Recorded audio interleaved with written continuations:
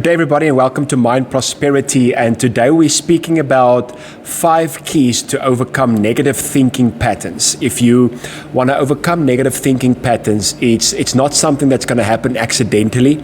It's something that's going to happen intentionally. So we have to intentionally work on identify negative thinking patterns. And I also think it's an important thing to understand how negative thinking patterns can have an influence on your life, because you're thinking, and we're speaking about emotional intelligence.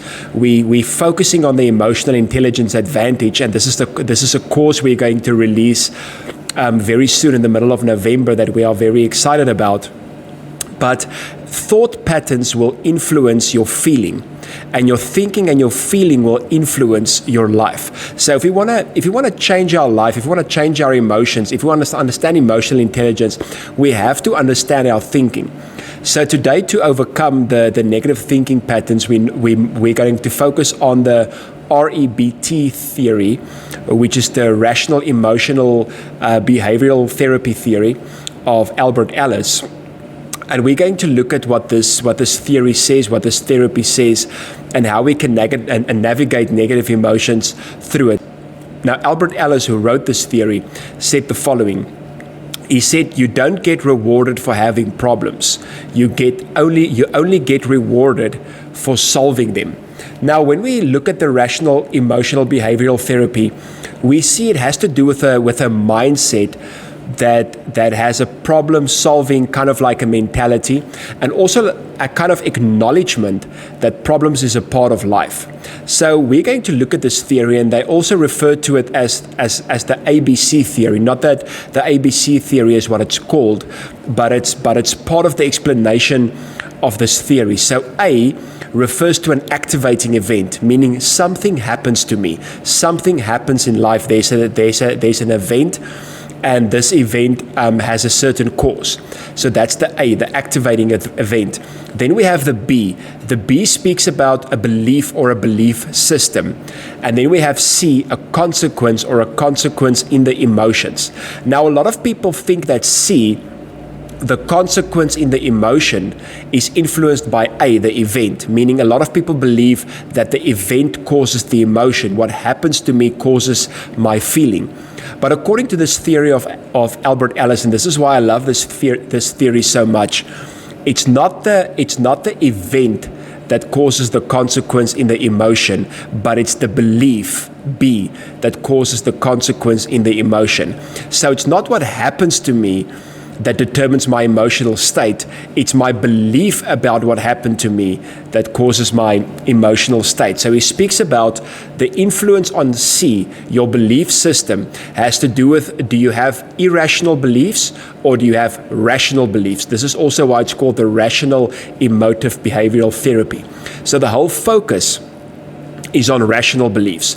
So let's quickly look at what irrational beliefs are. What are irrational beliefs? This is a belief that says, for instance, setbacks and failures are the end of the world. If I have a setback or a failure, that's the end of something. If I start a business and I have a setback and a failure, that's the end of the business. So people get very, very, wound up and kind of like have a finality when there's a setback or when there's a failure. So that's an irrational belief, that setbacks and failures shouldn't happen. When a setback happens, when a failure happens, it is done, it is finished. The next one, you absolutely have to have perfection. Everything has to be perfect. You have to be perfect. If everything is not perfect, if you are not perfect, there's a problem.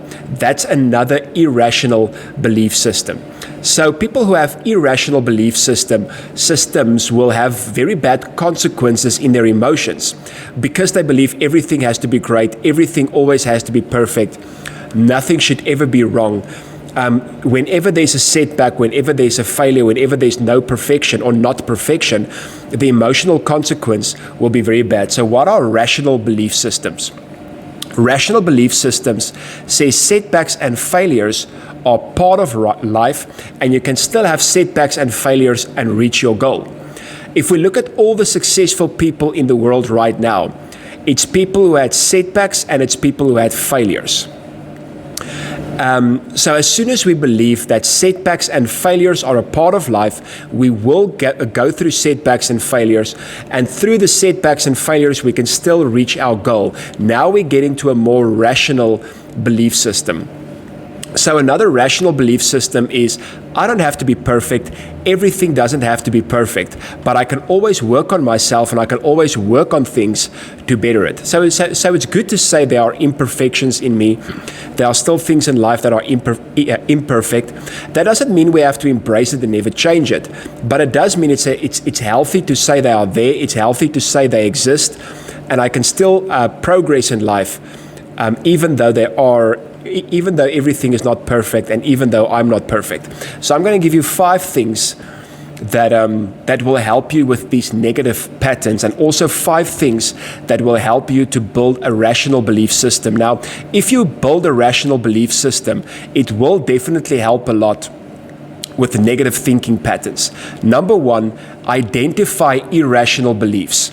Now, a reason people have negative thinking patterns is because they have irrational beliefs, but they don't know they are irrational. So they have certain thoughts, they embrace the thoughts as 100% true and 100% right, and they don't realize they are irrational. And this is why, and I say this a lot, this is why I'm so passionate about our slogan at Mind Prosperity, Step Back, because you have to take a step back and evaluate. And when you look at your thoughts, you have to take a step back and say, are you rational? Are you irrational? Number 2, challenge and question beliefs. Not everything you believe is true. Not everything that you've been taught to believe is true. Now, a lot of times that's difficult for us because we grew up in environments where we have been taught a certain thing, and we've been taught for years that something is a certain way. And sometimes it's also good to go challenge that beliefs, to say, have I been taught right? So for instance, if you grew up in a family that always expected you to perform a certain way, and now you expect yourself to perform a certain way, and you are hard on yourself and you beat yourself up emotionally and mentally when you don't perform a certain way, ask yourself, is that the way I really should believe? Is this a healthy, and is this a good belief system? Number 3, dispute irrational beliefs. So, and when I say dispute irrational beliefs, it's not this whole idea of like totally get rid of them, because it's not always possible to just get rid of beliefs that has been there for a very long time. But say for instance, okay, I know this belief might still be in me. I know this challenging belief might still be in me, but I'm not gonna give too much attention to it. I'm not gonna allow it to stay a subconscious belief. Rather, I'm going to replace it with a rational belief. So eventually you do want to get rid of it, but it's a little by little, step by step process. It's not something that's going to necessarily happen immediately, or probably never something that's going to happen immediately. But you have to say, I have to get rid of irrational beliefs, or beliefs that are causing this negative thinking pattern to go on and on. Number 4, replace irrational beliefs with rational ones. And I have mentioned this before, but it's a process between the two. Number 3 and number 4 is kind of like they work together all the time, because a lot of times this irrational belief will come up. And you might think, yes, but I'm in the process of replacing it with a rational belief. I'm in the process of kind of getting rid of it. But now I want to put a rational belief in, and that's okay. Sometimes you have to, in the process of disputing, in the process of getting rid of an irrational belief, in that process you are busy planting another seed. In the process you are planting another belief. And then finally, number 5 that I want to give you, practice emotional regulation. It's important to regulate your emotions. It's important to regulate yourself. Now, people who don't do this, every single thing that you believe, every single emotion that you have will either just stay there or grow. But if you regulate them, it's kind of like where you get to this place where you take charge over it, where you say to your emotions and your beliefs, I'm in charge, you are not in charge. I can change you, I can give you direction, and that is where you regulate. Now, we believe if you do this over and over again, if you do this over a period of time, and if you do this work, you will eventually come to a place. Now, it's something that you probably have to do every day. It's something that you have to work on every day, but you will eventually get to a place where you have replaced irrational beliefs with rational ones.